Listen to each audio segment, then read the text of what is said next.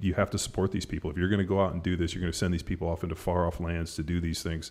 And, we've been there, 20 years? And I'm like, what's the definition of did we win? I mean, think about the Russians, Alexander the Great. Everybody has tried to take these mountain people. It's called the graveyard of empires for a reason. Yeah. And dude, everybody's fucking broken their boats on the rocks. And I'm like, okay, so we're going to go fucking try our hand for what? And we're going to stay there 20 years? And you know what's going to happen? We're going to leave, and it's going to go exactly back to the way it was. Yeah. And so my whole thing is like, we did this in Vietnam. We've always done this. Like there's never, what was it? The war on terror. Like that's just so ambiguous. Like give us a definition. Like what's our definition of winning? And there is none. And then, you see like yourself or Kyle Carpenter come back and you're like, so young men, like they're the ones that are going over and doing this and coming home in these situations. And how are we supporting them? And there's, official documentation from higher ups that we're supposed to be the policymakers of the war that basically say like we're not accomplishing anything and there's no real end state. And that came out several years ago. So that's not cool, first off, to continue just throwing bodies into a situation, because the Green Berets are the ones, especially within the last 5 years and maybe a little longer, the only people going into combat in Afghanistan were Green Berets, and then they might take some infantry with them. But like we are the effort there. It's not like there was another unit doing combat in Afghanistan anymore. Like we were it. So like all the deaths from combat, other than a few guys like in Africa and Iraq, Syria, all the deaths in the last like 5 years are from not only special forces, but a lot of them from my unit, because we rotated our entire a larger element, like a battalion-sized element. We rotated that like 3 times, where we were like in charge of the country. So like on my deployment, after I got hurt, I had there were 1, 2, 3 Green Berets killed, 2 EOD kids that were supporting us. One of my friends killed himself due to suicide. He killed himself, but so yeah, it's just like there's a toll to it. And to your point, like I lucked out in my individual circumstance where I have a really good prosthetics clinic in Denver where I don't have to travel out of state just to get care. That's not the norm for the VA. And then the VA is a fucking huge bureaucratic pain in the ass that takes a long time to just like try and get normal things that make sense. And then like another example is like TRICARE won't cover the sperm samples. Like it's not a thing that happens before you go to combat. There's nothing that's like, hey, you have the option to get sperm samples taken if you want it, which you fucking should do, because like now I'm in a situation where there's pieces of my testicles left and I don't know if they're going to work or not. And then furthermore, TRICARE doesn't cover the cost of storing those things now that I'm not active duty. I'm medically retired.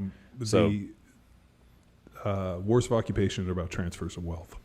And unfortunately, that's where we are.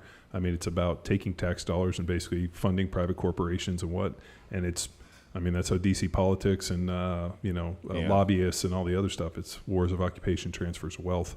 And dude, we have transferred a lot of wealth. Look at the companies that have been built, the empires and this. This is what it comes from. And it's a sad realization when you're like, what's the definition of winning?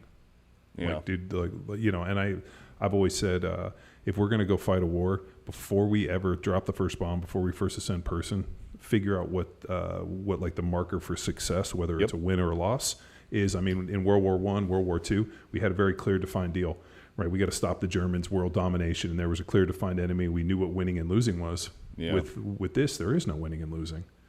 It feels like you guys are just standing out there, just fucking getting, man. It's I'm glad that we're removing ourselves from it. I wish that they would have made a fucking plan for that like 5 years ago and actually stuck to a certain plan, so that maybe there could have been a different way to support the government that we leave behind or that we're still sort of partnered with.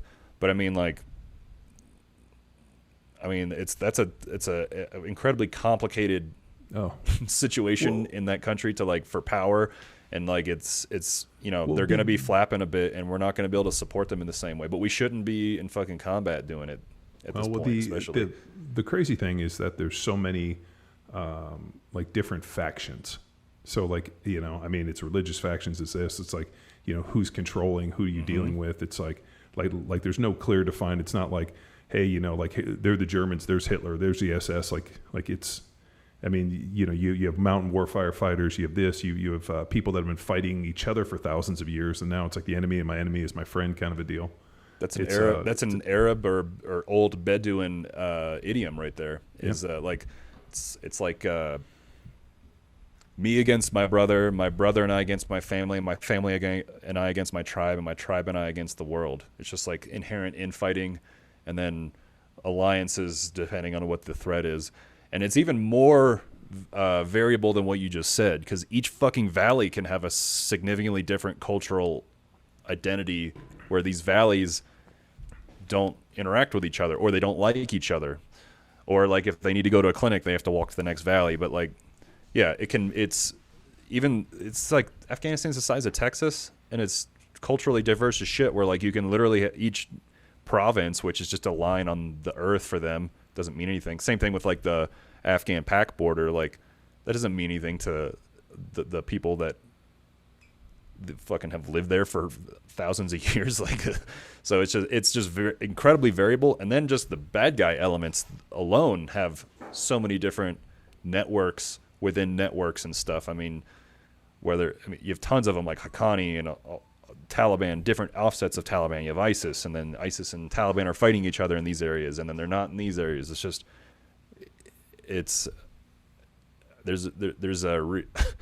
they survive, but there's a reason that they're in war all the time, and it's just like the war never stops for them, and so they constantly are just infighting to when have they ever had can. peace?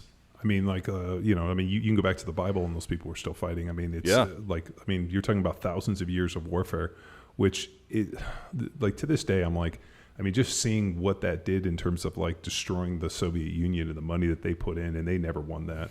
Yeah. I mean, and they were a hell of a lot more brutal than we are. I mean, the Russians had zero qualms. There was no Geneva Convention, and hey, so and so did this. We're going to come back and try. I mean, shit. I mean, and yet we thought we could go over there and do it. It's a bad deal. Yeah, because I studied all the tactics from the Soviet era, both from the Mujahideen, but also the Russian standpoint.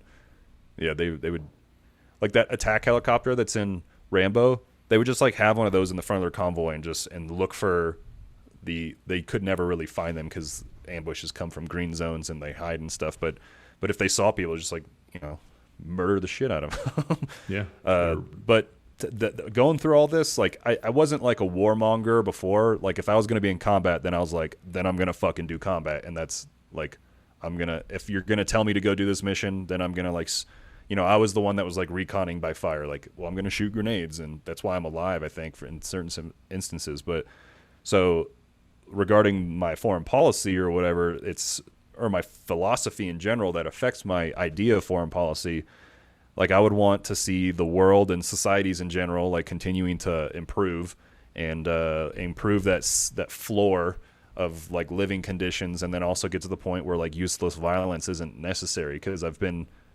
subjected to, like, I've been blown apart and somehow fucking lived through it, and I got to deal with that now for the rest of my life. But like I would want to hope to share some of the experiences from that so that other people don't feel the need to have to go through something like that to get it. Because like for me, it's like I just, life is like this precious thing. It's amazing, and like I'm here and I get to cultivate relationships, and I want to express like connection and joy, and like stick around and be silly, but like have fun and love people.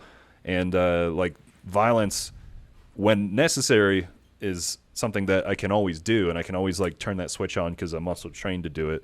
But like I want to live in peace and at ease, and I would want other people to enjoy that and not have to worry about those things. And it's this weird thing, because it's like with society, how much, because you mentioned something earlier about essentially a stress inoculation. I think like with kids being in pain or something when they're younger. Yep. But like what level of exposure of like bad shit is going to prepare you to be hardy, but not how can you do that in a society that doesn't have to face that? Because other societies, like in Afghanistan, there are fucking mud huts everywhere. Like there was a little girl, I remember it vividly. We were coming home from a mission. We had like dropped some bombs and killed like 10. And it was snowing, and we could have stayed out there. And there were like ridge lines around us, and there was no ISR or medevac. And I was like, and my team sergeant and I were talking. I was like, this is fucking, like, if we get fucked up here, we're fucked. Like, let's get out of here. So we were driving back. It was raining and snowing, and there was a little girl. She was like 3. And she was standing on this rock, and I was in the window of my little Humvee thing. and she was barefoot.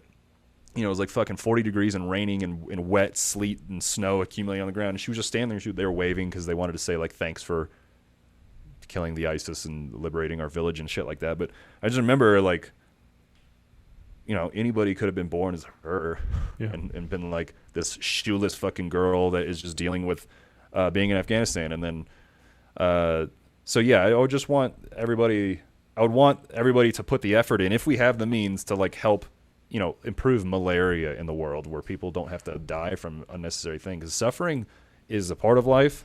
It doesn't mean that we have to like suffer more than we need to. Freight train and I'm right on track. I'm smoking.